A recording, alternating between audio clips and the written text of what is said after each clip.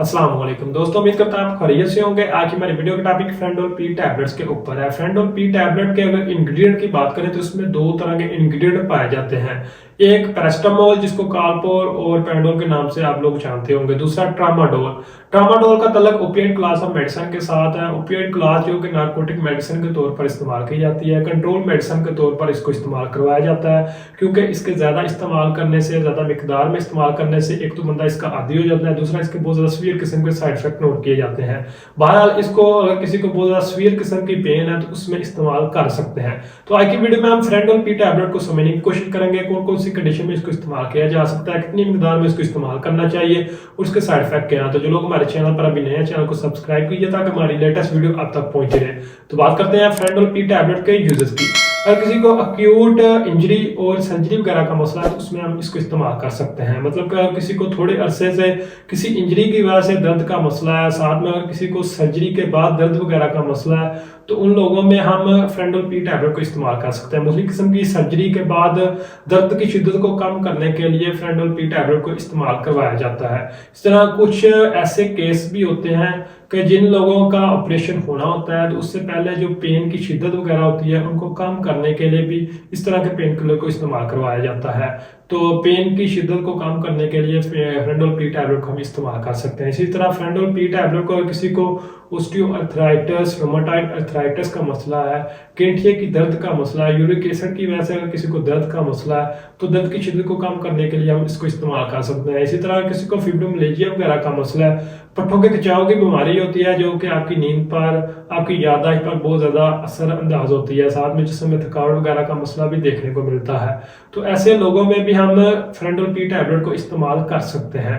इस तरह फ्रेंडोल P tablet को मस्कुलोस्केलेटल पेन को कम करने के लिए भी इस्तेमाल किया जा सकता है। हमारे हड्डियों के ढांचे में किसी भी किस्म की दर्द का मसला है, और चाहे उंगली की हड्डी में दर्द का मसला आ रहा है लेकिन बहुत ज्यादा शिद्दत के साथ दर्द हो रही है, शोल्डर में कोई दर्द वगैरह का मसला, अक्सर लोगों का कंधा जब जाम होता है तो बहुत ज्यादा दर्द देखने को मिलती है, कंधा की मूवमेंट रुक जाती है जिससे एक खास पोजीशन में मूव करने की वजह से दर्द वगैरह का मसला देखने को नोट किया जाता है।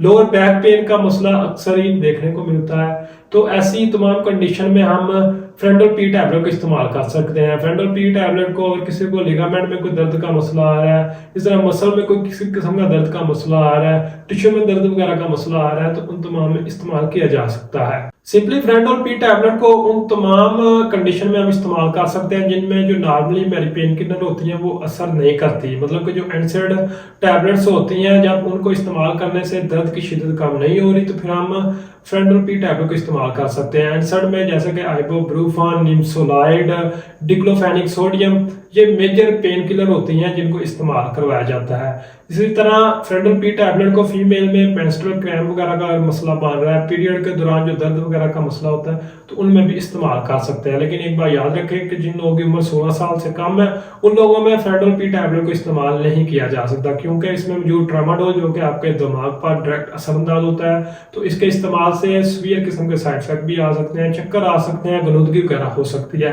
इस तरह अगर किसी को सर में दर्द वगैरह का मसला है तो उन लोगों में भी फ्रेंडोल पी टैबलेट को इस्तेमाल कर सकते हैं।